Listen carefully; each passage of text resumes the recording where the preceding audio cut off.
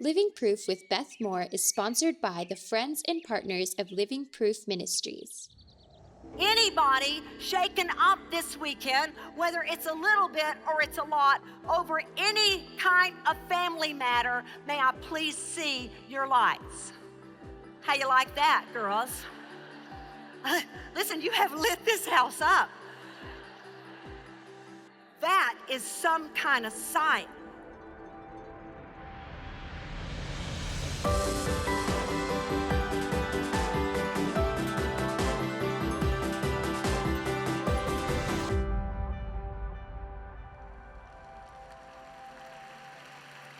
Would somebody turn in their Bibles with me, please, to Hebrews chapter 12, the 12th chapter of the book of Hebrews.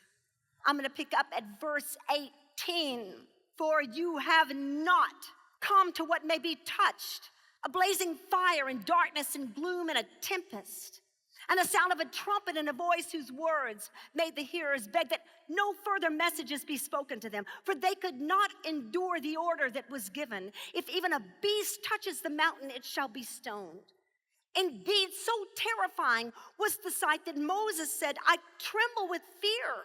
But you have come to Mount Zion, to the city of the living God, the heavenly Jerusalem, and to innumerable angels in festal gathering, and to the assembly of the firstborn who are enrolled in heaven, and to God, the judge of all, and to the spirits of the righteous made perfect, and to Jesus, the mediator of a new covenant, and to the sprinkled blood that speaks a better word than the blood of Abel. See that you do not refuse him who is speaking. For if they did not escape when they refused him who warned them on earth, much less will we escape if we reject him who warns from heaven. At that time his voice shook the earth, but now he has promised, yet once more I will shake not only the earth, but also the heavens. Verse 27.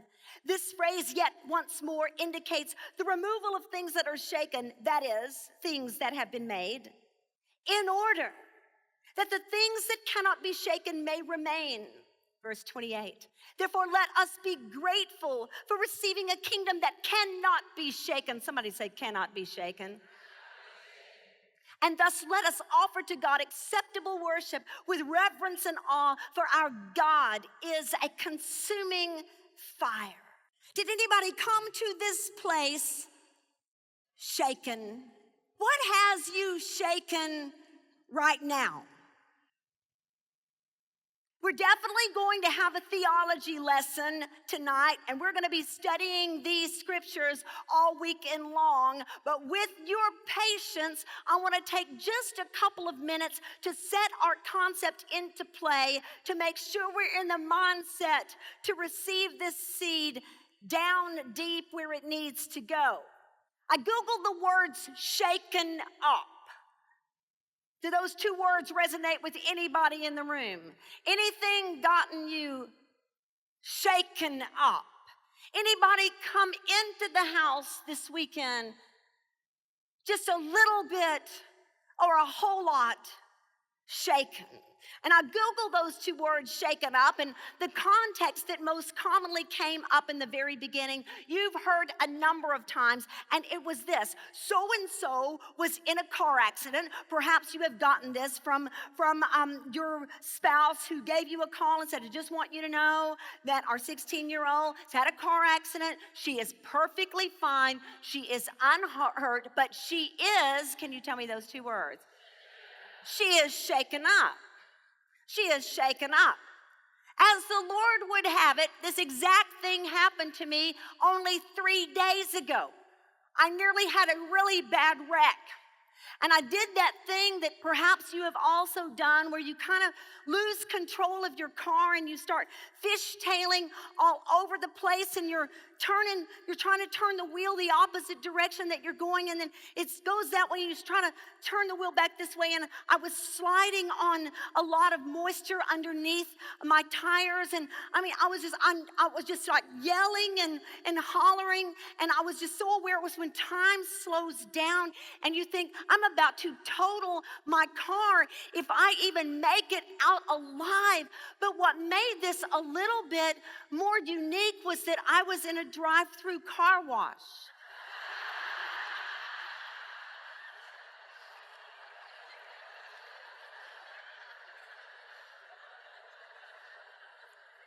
I don't know what happened to me. You know those, when you're supposed to go into that thing, it goes like this, and your tire is supposed to go into it. When I start toward that, my heart starts palpitating. Somebody tell me that you've been there where you think, I don't think I'm going to be able to get my tire in that groove, and I start manifesting all sorts of anxiety, and I start getting really sweaty, and it's like it knows. It's like it's laughing at me before I ever come. It's like the automated thing ought to say to you, you idiot, you idiot. And I start like, no, I can do it. You can do it. You can do it. You can do it. And I try to drive straight ahead. I try to do everything right. But somehow I got up on the thing instead of down in the groove. But then when I turned my wheel like this and tried to get off of it. Well, then I slid that way over here and started fishtailing around here. And there was so much water down below that I was just fishtailing all over the place. And then when I finally, my heart was just beating like this, I was yelling, and I was just like, by the time I got my car straightened out, I thought I just had to keep putting it, I put it in drive, and then I put it in reverse, and then I put it in drive, because I was trying to get it where the light would just go stop, and stop. Honestly, by the time I had my car washed, I thought I'm going to have to get out of my car and go tell them my car is stuck in there. Y'all, I thought my car was going to be totaled. I don't mean it was a long one. I mean it was only the length, just a little longer than my car. That's the kind of car wash I'm talking about. You just drive through the thing. There's no man standing there, nothing. You're completely unsupervised and unsafe. It's terrifying. Absolutely terrifying. And by the time I was out, when it said go, I felt like it was like this, go. But y'all, I got so tickled, I would have given $100 to have had a video to give my daughters. $100. That would have been the best moment of their lives, because I don't know if you're a little bit like this. Like, I don't get tickets, and I don't have accidents. Praise you, Lord, and let it stay that way. But it is the grace of God, because I never take a turn I do not hug. I love curbs. You know what I'm saying? Every single time I take a turn, I hit a curb. So it's that kind of thing. So we all know what it's like, where you just like get shaken over something stupid. And then there's things that are just a little bit more serious. For instance, by the time I was putting on my mascara today to get ready for you, my hands were beginning to shake. Because if you think I take it lightly, 30 years later, to walk up in front of a group, you are out of your ever-loving mind. It is scary, and it is weighty, and it shakes me up, and it ought to. It ought to shake us up a little bit to be servants of God. Even though it is the privilege of our lives, there's some responsibility attached to that. All sorts of things can shake us up globally. I want you to think globally before we lock it into personally. I want you to think of things like if you've ever been on a mission trip, for instance, and you left what is our more comfortable world in terms of the rest of the planet. And then you go to the other side of the world where, you can just go on day by day when you're over here and not have to think about it. But then people are starving to death over there and are oppressed in ways that we've never comprehended. I remember the first time I ever went to Angola, and we went out into villages where they had never seen a woman as white as I am with as blonde a hair as I have. Bleached though it may be, it was a shock to them. Some of the children literally cried when they saw me. And someone finally told me they think you are a ghost. I said, perfect. That's just perfect. It just struck me. It shook me. What really shook me is that we were bringing in a feeding program, and that feeding program had been there for some amount of months, and we watched the children line up, and these people, you couldn't even explain electricity to them. There'd be no way, they would have no way to even comprehend, nothing to compare it to even understand what in the world you were talking about. They've never been any further than it would take them to be able to get water and find something to eat on occasion, to grow something there if they could. That's as far as they're just going as far as they can walk and come back. That's what they're living in. But I remember so well seeing the line the very first time, because all the feeding program could do was feed the children 14 and under. And I'm watching this whole line of children from rural village to rural village. And then the adults are just standing there beside them. It'll shake you up. ISIS will shake you up. That people think up horrors and ways to make people suffer that are flat out demonic.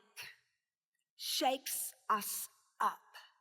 But now, here's what I want to do, because see, if we're going to be a courageous church, and by church, I don't mean anything that has to do with denomination.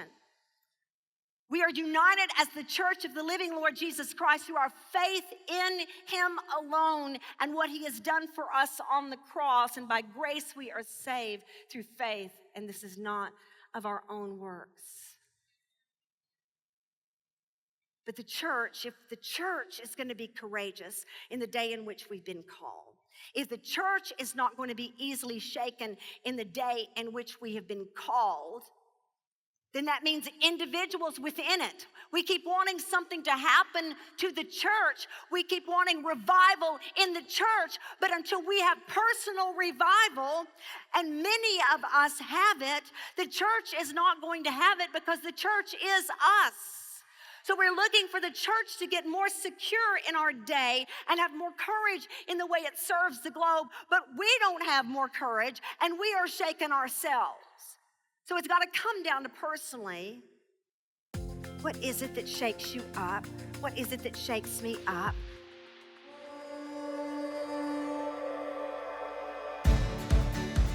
I have been chasing vines from Genesis to Revelation for a solid 2 years, from country to country, from vineyard to vineyard, all driven by one portion of Scripture, John 15, where we're told by Jesus, "My Father is the vine dresser. I am the vine and you are the branches. And it is to my Father's glory," he says, "that you bear much fruit." You are meant to flourish. You are meant to live an immensely fruitful life. In a world that has been reduced to sound bites, I am inviting you to immerse yourself in a book. Climb all the way into it and give it everything you've got, because God loves nothing better than watching something and someone grow. Come, chasing vines, finding your way to an immensely fruitful life.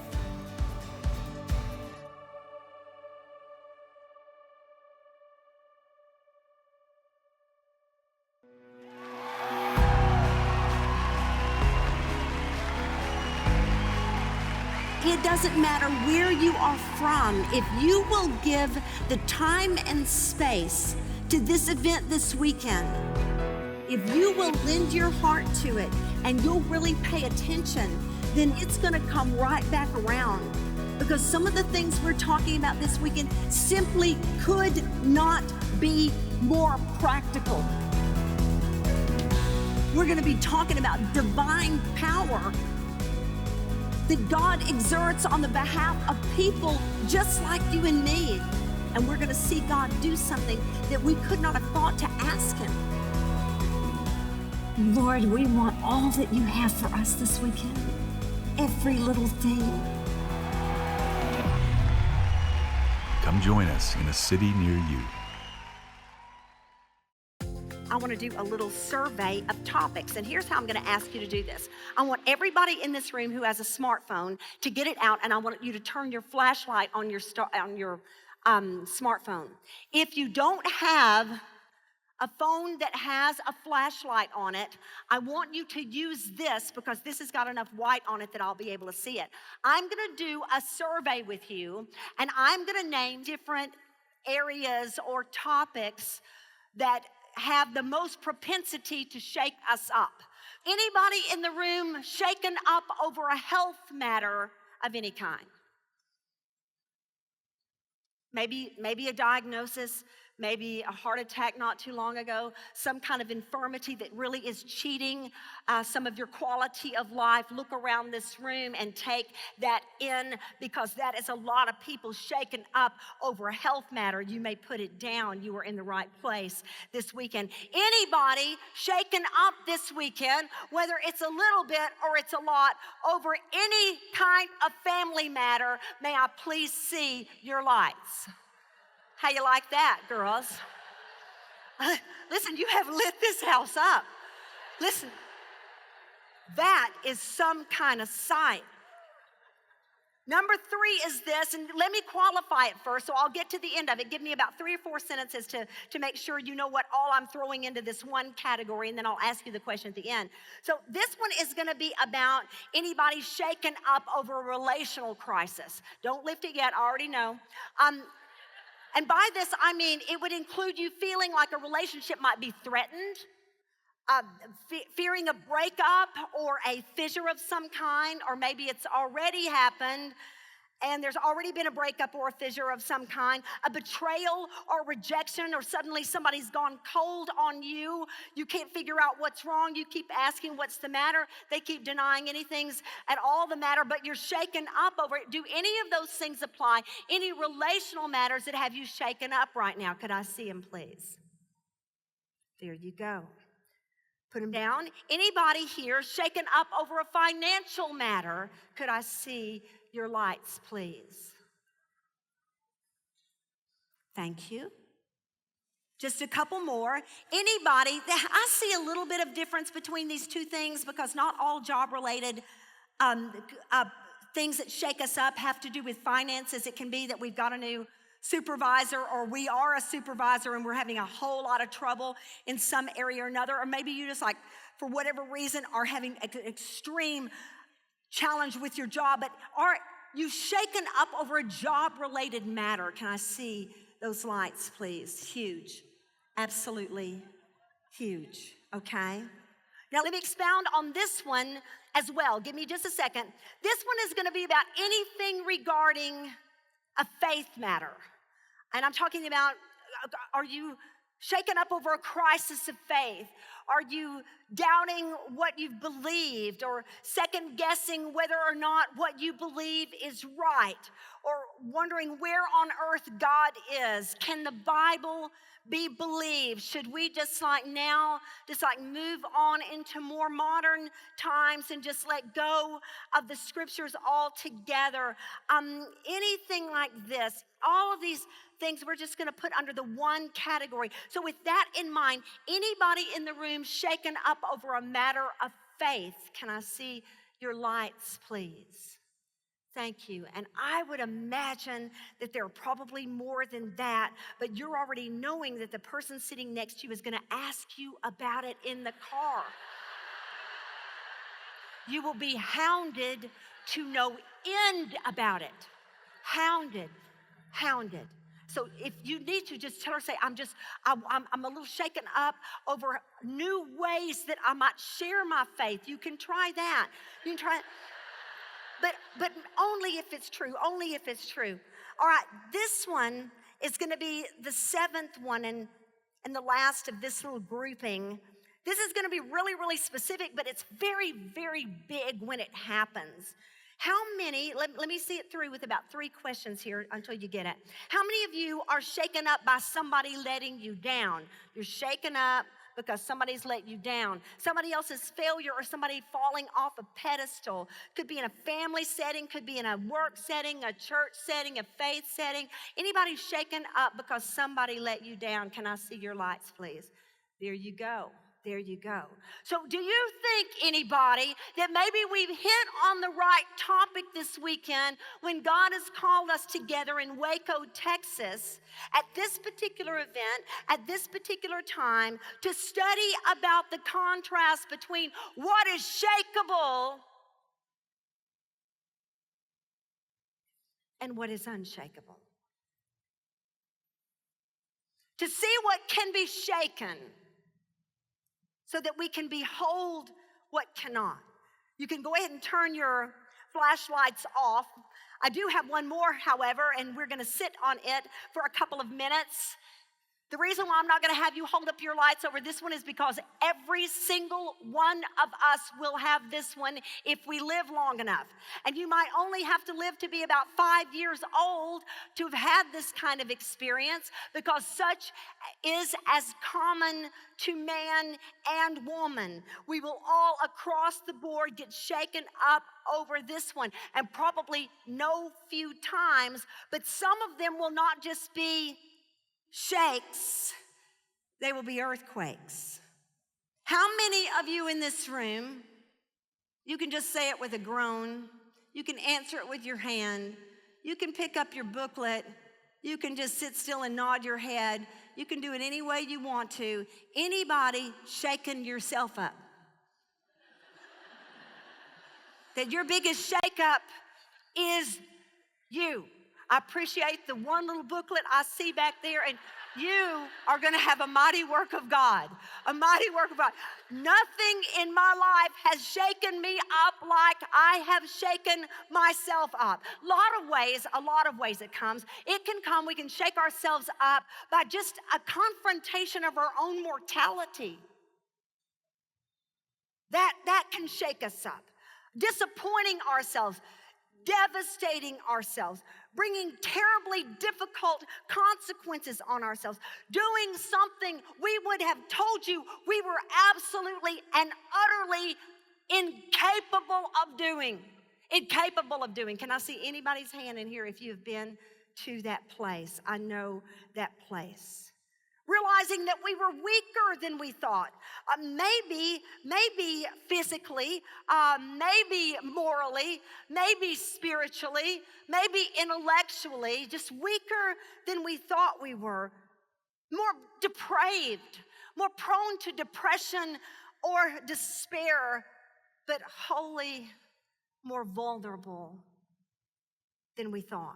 I am convinced. I've tried to make a test of it, and I've thought about it all week. I've put it in all sorts of different circumstances. I've looked at it and looked at it and looked at it and tried to see, does it fit? Is this a fair general statement to make? And I believe that almost across the board, I want to leave out some room there, almost across the board, every self-directed, what we would call an existential crisis, comes basically down to one moment. And it could happen a number of times in our lives, and it could happen at any age. It's not an age thing, but it boils down to one realization, and this is the realization: I am not as awesome as I hoped. All it takes to have a self-directed existential crisis is to come to an awakening that you are not as awesome and I am not as awesome as we hoped. Because, when we're little kids, like, I'm going to be awesome. We just have this room, we're going to be awesome. And this means, because that's been in us since the garden, that our ultimate human moments, in strictly natural terms, are when we get the feeling, I am awesome. In fact, I am so awesome. I mean, in the human experience, self-directed, fleshly alone, it does not get higher than that. So it stands to reason that the big existential crisis, anybody tracking with me here, is I am not nearly as awesome as I hoped. Not only that, I am not nearly as awesome as I have acted. Can somebody let that one land nice and deep? Maybe I am the opposite of awesome. Maybe I am the anti-awesome. Anybody know what I'm talking about? I need to know that somebody has thought I'm the very opposite. I'm not only not awesome, I am the opposite. Like when you look up the antonym of awesome, that's my name. I need to know, can anybody at all go there with me? Anybody? Anybody? See, facing our lack of awesomeness can come in any context. I'm not as awesome a student as I thought. Maybe you were valedictorian in your high school graduating class, but you're having trouble getting through medical school. I'm not as awesome a parent as I hoped. Does anybody? I need to see somebody's hand if you have ever thought, I'm not as awesome a parent. I mean, y'all, I took a child development class when I was expecting my first child, and I got an A. And I was so sad that they did not put pluses in college because I had actually made an A+. And then I actually gave birth to the child. And then you start facing your lack of awesomeness. Whatever it is that most brings us identity. I don't care if it's that you won one spelling bee after another as you were growing up. There comes a time when you're going to know that somewhere on the planet is a better speller.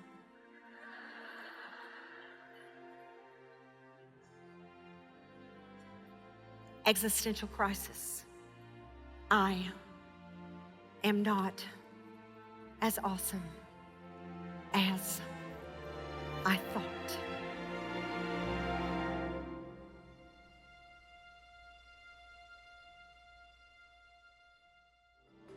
Living Proof would like to send you a thank you gift for your donation. Visit bethmore.org today.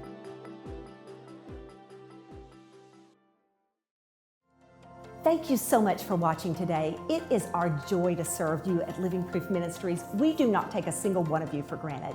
Click subscribe so that you don't miss a moment of our time together in Scripture.